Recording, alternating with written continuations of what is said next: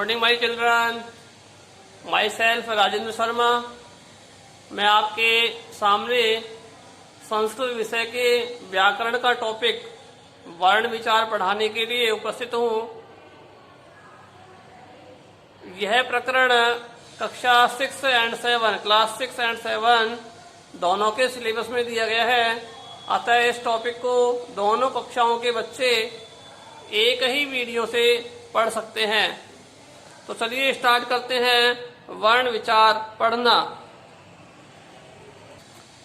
यहाँ हम सबसे पहले वर्ण की परिभाषा के माध्यम से जानेंगे कि वर्ण किसे कहते हैं।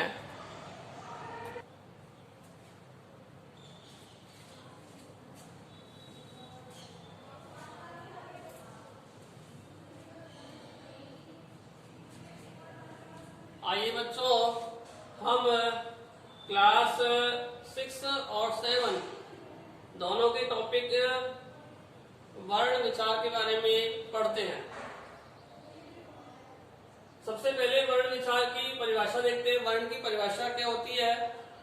तो वह मूल ध्वनि जिसके टुकड़े न हो सके उसे ही हम वर्ण कहते हैं। वह मूल ध्वनि जिसके टुकड़े न हो सके उसे ही हम वर्ण कहते हैं। जैसे क, ख, ग, घ आदि। कहने का तात्पर्य यह हुआ कि जहां पर ऐसा चिन्ह लगा हो, जिस भी वर्ण के अक्षर के नीचे ऐसा चिन्ह लगा हुआ हो, वही मूल वर्ण होता है। जो कि हम जान सकते हैं कि कैसे और ज्ञ ज्ञानी तक जहां पर भी ऐसे साइन लगे हो, वर्ण लगे हो, वही वर्ण मूल वर्ण कहलाते हैं। आइए आगे देखते हैं इनके प्रकार के बारे में। इनके प्रकार मुख्य रूप से ये 3 प्रकार के होते हैं, जो कि मैंने आपको नीचे दे रखे हैं, लिख रखे हैं। 3 पार्ट, इनके 3 पार्ट होते हैं। 3 पार्ट में फर्स्ट पार्ट है स्वर वर्ण। स्वर वर्ण को हम अच वर्ण भी कह सकते हैं, क्योंकि ए और च के बीच में पूरे स्वरों की काउंटिंग होती है, इसलिए हम इसे अच वर्ण भी कहते हैं। दूसरी बात करें व्यंजन वर्ण, पार्ट नंबर 2 व्यंजन वर्ण। व्यंजन वर्ण को हल वर्ण भी कहते हैं, क्योंकि है और ल के बीच में पूरे कॉन्सोनेंट आते हैं, पूरे कॉन्सोनेंट की गिनती होती है, अतः इसलिए इसको हल वर्ण भी कहते हैं। और थर्ड पार्ट है अयोगवाह वर्ण।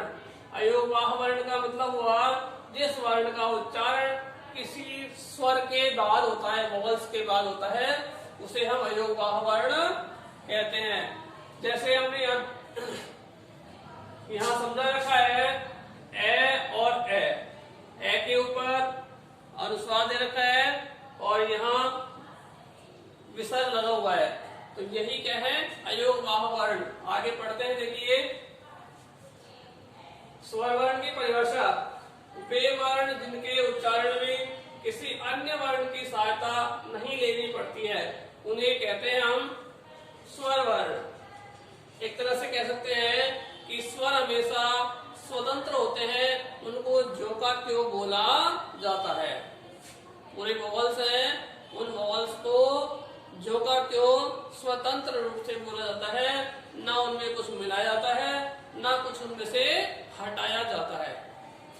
जैसे ए, आ, छोटी ई, बड़ी ई, छोटा ऊ, इन सभी वर्णों में, इन सभी अक्षरों में ना कुछ जोड़ा जाता है, ना कुछ हटाया जाता है, इसलिए ये स्वतंत्र रूप से होते हैं, और जो स्वतंत्र है वही वोवल्स कहलाते हैं, स्वर वर्ण कहलाते हैं।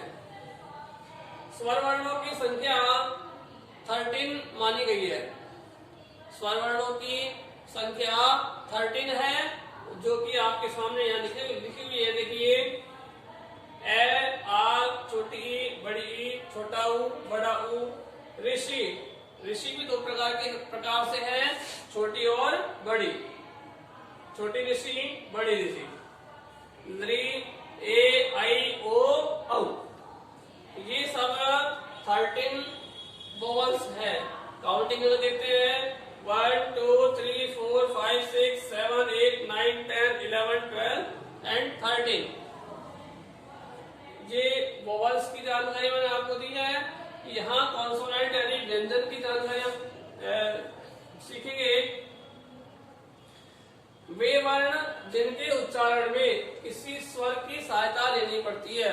वे वर्ण जिनके उच्चारण करने में, उनको बोलने में किसी वोवल्स की यानी स्वर की सहायता लेनी पड़े, उन्हें ही हम व्यंजन वर्ण कहते हैं। लेकिन डिफरेंट ये है कि व्यंजन वर्ण बोलने में और लिखने दोनों में अंतर होता है। इसको जब हम लिखते हैं तो हलंत लगा करके लिखते हैं व्यंजन वर्ण को, लेकिन जब बोलते हैं तो हम इसमें स्वर वर्ण मिला करके और फिर बोलते हैं। लिखने में और बोलने में दोनों में इसमें डिफरेंट है। देखिए ये मूल वर्ण है, मूल व्यंजन वर्ण है। इस मूल व्यंजन वर्ण में जब ए जोड़ेंगे तो पूरा क्या बनेगा, जिसे हम व्यंजन वर्ण कहते हैं। पूरा व्यंजन वर्ण। व्यंजन वर्ण हमेशा अर्धमात्रिक यानी आधी मात्रा वाला होता है, जो कि इसको पहचानते हैं इस हलंत से। ये जो हलंत लगा हुआ है, इससे हम इसको पहचानते हैं कि ये मूल व्यंजन वर्ण है या स्वर मिश्रित व्यंजन वर्ण है। स्वर से मिश्रित व्यंजन वर्ण होगा तो ऐसा होगा बिना हलंत वाला, और यदि मूल व्यंजन वर्ण होगा तो इस प्रकार से हलंत लगा हुआ होगा। यहाँ पे देखिए के प्लस ई इक्वल बराबर बड़ी की बनता है, तो इसमें बड़ी की में बड़ी ई की मात्रा है, यानी बड़ी ई की जो स्वर है वो इसमें समाहित है।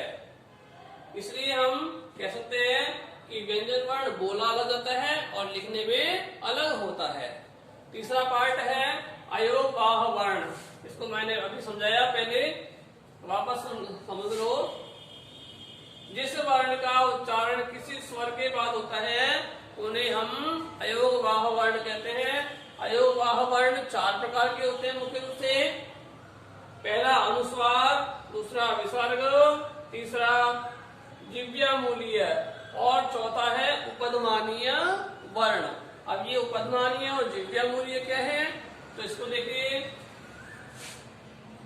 ए के बाद में हम अनुस्वार बोलते हैं, जैसे पंकज या अंग, अंगूर।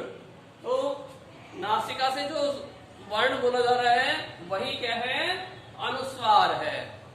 और अयोग ये इसे कहते हैं हम विसर्ग। 2 डॉट जो लग रही है पीछे, वो इन डॉट्स को हम विसर्ग बोलते हैं। और इसको बोला कैसे जाएगा,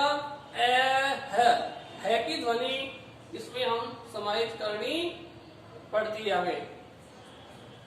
इसमें हमें है की ध्वनि समाहित करनी पड़ती है, तब जाके ये विसर्ग बोला जाता है। तीसरी बात, यदि क और ख के बाद में ऐसा साइन हो, ऐसा चिन्ह हो, तो उसे हम जिह्वामूलीय वर्ण कहते हैं। लेकिन ऐसा ही साइन पे और फे के बाद आ जाए, पे और फे के पहले आए, तो हम इसे उपध्मानीय वर्ण कहते हैं। थैंक यू बच्चों। आज के लिए इस क्लास में इतना ही। इसके पार्ट के बारे में, इन तीनों के पार्ट के बारे में हम कल विस्तार से जानकारी करेंगे। Thank you.